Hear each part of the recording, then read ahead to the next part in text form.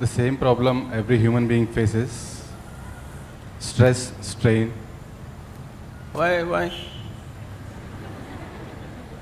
Why are you making it universal?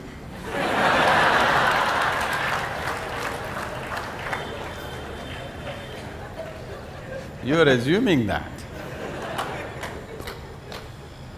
Okay, you are stressed and strained and what? And one more point. Torture. Getting married and traveling in the path of yoga to reach to the destination, and not getting married, going on the path of the yoga. Which one is the best way?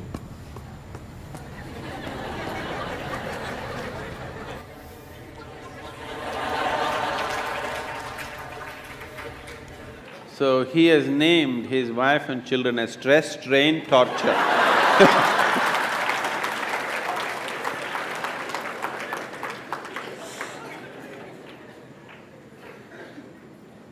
Wife and 2 children, stress, strain and torture, how's that? I don't want you to travel on the path of yoga. Whatever goddamn path you're traveling on, take yoga with you.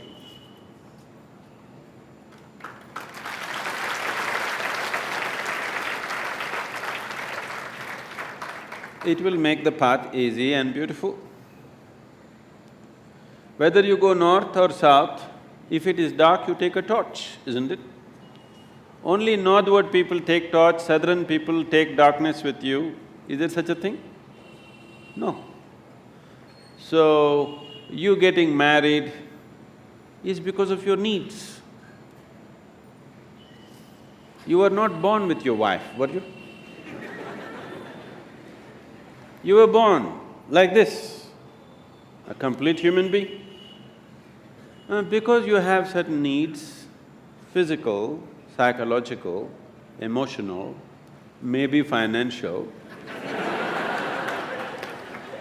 social, that also is there, right?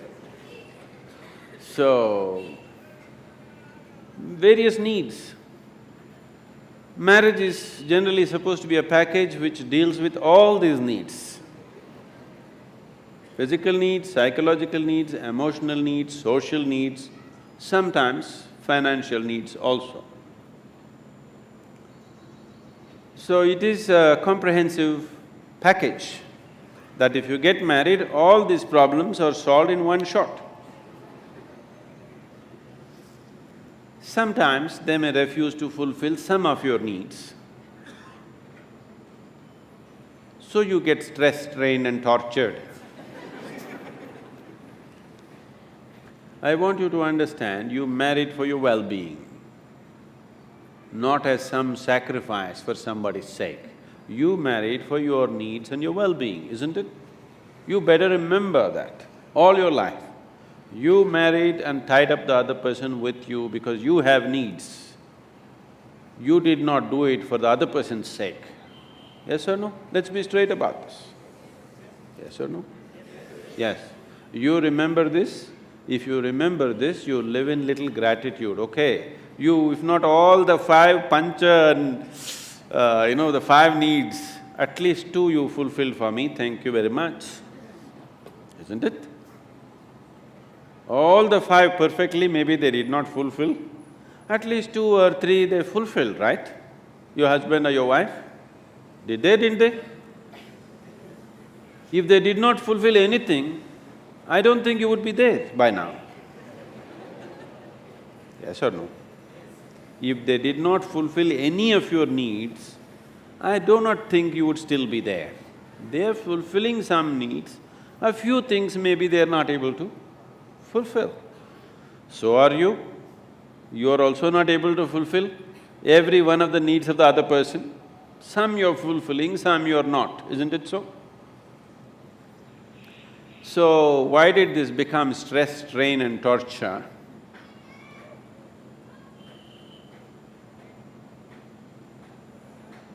Whichever way you have made it, till now, it doesn't matter. If you're willing, in 3 days' time, it doesn't matter how bad your situation is, in 3 days' time, you can bring it to a semblance of peace.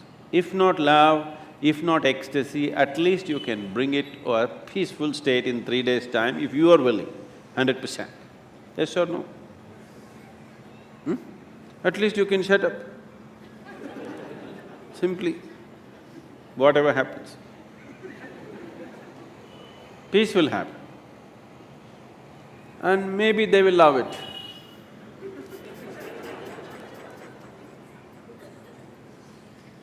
So, don't walk the path of yoga, whatever the path, you must carry yoga with you. If you carry yoga with you, it'll light up your path, whatever path you have chosen. You have chosen your path out of your needs. You already done it, so that's up to you. Those who have not done it, I would like you to choose your path not out of your compulsive needs, but of your conscious needs. So, when that stage in your life comes, it is time to consciously look at your life and see, will today's needs mean something to you after 5 years or 10 years? Will it be worthwhile to tie up your life for the simple needs that you have today, or are these just passing needs for you? It's a very strong need, you must marry. If it is not a strong need, it's a passing need. You can work out your needs probably by just going to a cinema, then no need to get married, you know. Yes, many people are like this, their needs are not very strong, it's just passing. But social structure tells them you have to. Not necessary. It must be a conscious choice. Whichever way you go, it must be your conscious choice, not compulsive choices. Because if you choose compulsively, you will always take it out on the people around you. Because you feel like a slave and you don't like it, so you take it out on them and they will take it out on you. So, it is not about what you're doing, it is about how you do it. What you're doing is according to our requirements, but how you do it will determine the nature of your life. Is it an advantage to walk single rather than walk with people? Yes, if you want to walk rapidly. In Africa there is a saying, they say, if you want to walk quick, walk alone. If you want to walk long, walk in company. If you're making a long distance journey, it's better to have company. If you are walking a short distance and very quick you want to walk, it's best to go alone, isn't it? Gautama said another thing. When somebody asked him the same question, he said, "It is better to walk alone than to walk with a fool." Because by looking at you, he is very clear, who else will marry you?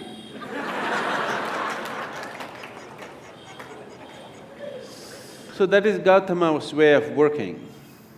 So he said, he's always discouraging people to take company. He said, this life is a brief walk, why do you need company? When you leave this body, it's a long place, there I will be there. This is the offer. But you think life is long. So maybe you need company. If you need company, you take it. But how you conduct this company is very important. If you want to conduct this sensibly, one of the most important things that you need to do, particularly with your children, you must do this, is your psychological and your emotional framework should be around the basic fact of life. The basic fact of life is that you're mortal. Your psychological and emotional structure should be formed around your mortality. This is most important. If you're constantly aware that this is a brief life, any moment you'll fall dead actually. then you would organize your life and conduct your life in a certain way. When you know time is ticking away, any moment you will be knocked down, you have no time to get angry with somebody, isn't it? You have no time to fight with somebody here. You have no time to sit there depressed for a long period of time because tick, tick, tick, tick, it's going away. Because your psychological structure is organized around your immortality, because of that, you have lot of time to fight, to be depressed, to be frustrated, to fret, to fume. You have lot of time. So it's very, very important that everybody organizes their psychological and emotional structure around the mortal nature of our existence. After all, you are just a baton carrier between the last generation and the next generation, isn't it? Yes? For a brief time it's in your hands, this world. Afterwards, somebody else is going to take it. You will see taking the baton from the previous generation happens in most ugly ways. Handing over the baton to the next generation happens in horrible ways, simply because people's mind is structured around their belief of immortality. They don't see they're mortal. If you're constantly aware that you're mortal, sense will naturally dawn upon you. You will have no time for foolishness. Suppose you're aware that tomorrow you're going to die, would you spend today fighting with somebody? Because your time is ticking, isn't it? And your time is ticking even now. Not after a doctor diagnoses you with some horrible disease. Even now it's ticking, isn't it so? If you want to explore the possibility of what this is, the immensity of what this is, then the time is ticking too rapidly. And time is an extremely relative experience. If you're joyful and blissful, even if you live to be 100, it's a very brief life. It's gone in no time. So, in this brief life, where do you get time for stress, strain and torture? I don't know. Where you get time? This is simply because you think you're immortal. This is the biggest mistake you have done. It is just a brief journey. You must conduct it as gracefully, as blissfully as possible. If you do not know the cosmos, at least you must know this piece of life before you fall dead. That must happen to everybody.